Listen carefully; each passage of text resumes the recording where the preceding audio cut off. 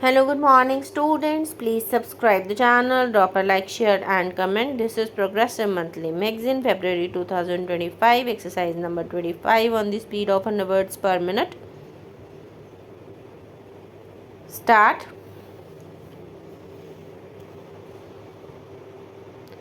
The Supreme Court in its decision upheld the role of the press and observed that during the emergency period there was misuse of power which led to press censorship. The Supreme Court then quashed the re-entry notice dated 10th March 1980, as also other actions contemplated by the then government.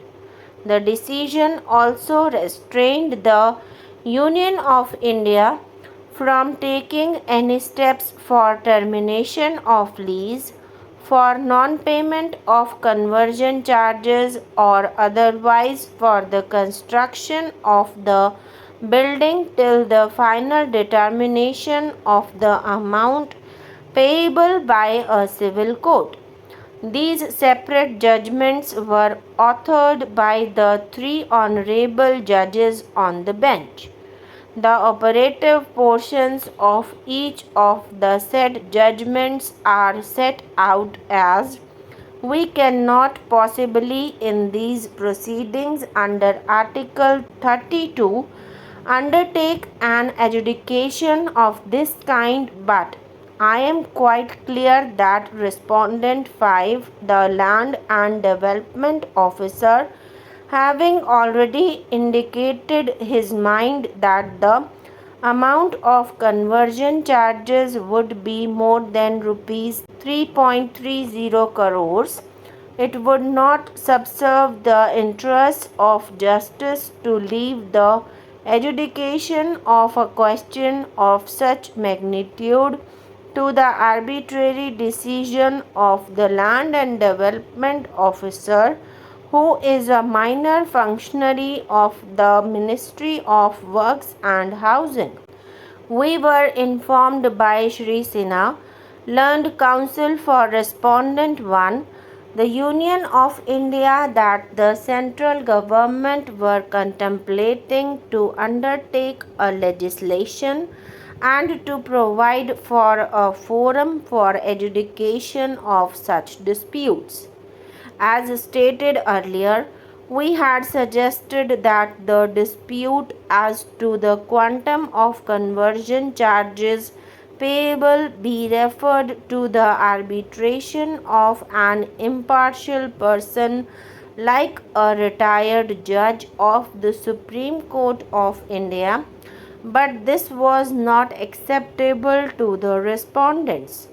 The Union of India may, in the contemplated legislation, provide for the setting up of a tribunal with a right of appeal, maybe to the district judge or the High Court, to the aggrieved party. If such a course is not feasible, the only other alternative for the lesser, that is the Union of India,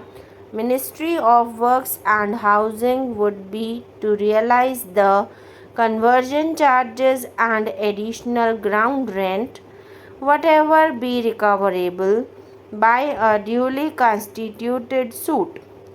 Till then, I would restrain the Union of India, Ministry of Works and Housing, and the Land and Development Officer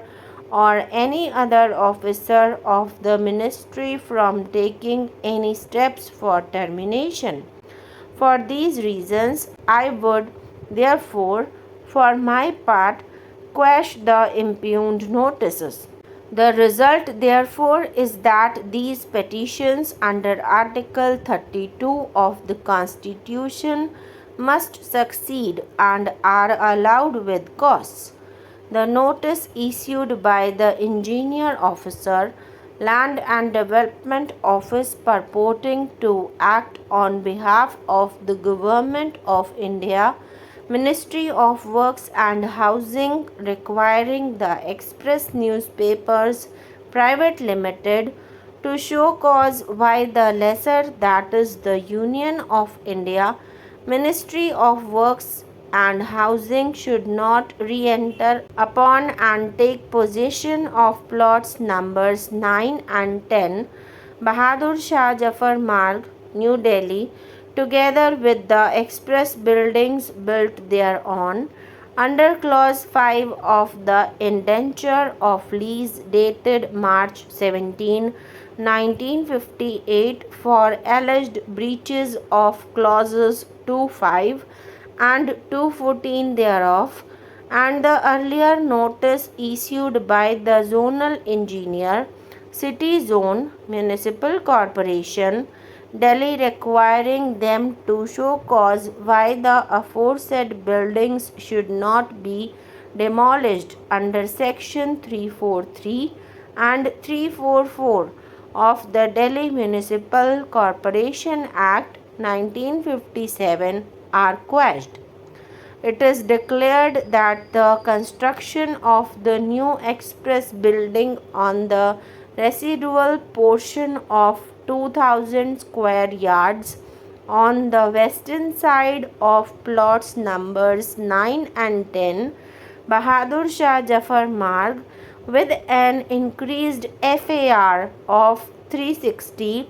with a double basement for installation of a printing press for publication of a Hindi daily newspaper, was with the permission of the lesser, that is the Union of India Ministry of Works and Housing, and did not constitute a breach of clauses 2.5 and 2.14 of the lease deed. It is directed that the respondents, particularly the Union of India Ministry of Works and Housing, the Delhi Development Authority, and the Municipal Corporation of Delhi, shall forbear from giving effect to the impugned notices in the manner threatened or in any other manner whatsoever. It is further directed that the Union of India Ministry of Works and Housing shall enforce its claim for recovery of conversion charges by a duly constituted suit or by making a law prescribing a forum for adjudication of its claim.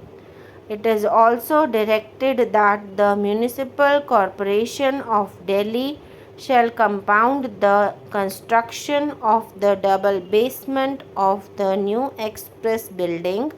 the excess basement beyond the plinth limit, and the underground passage on payment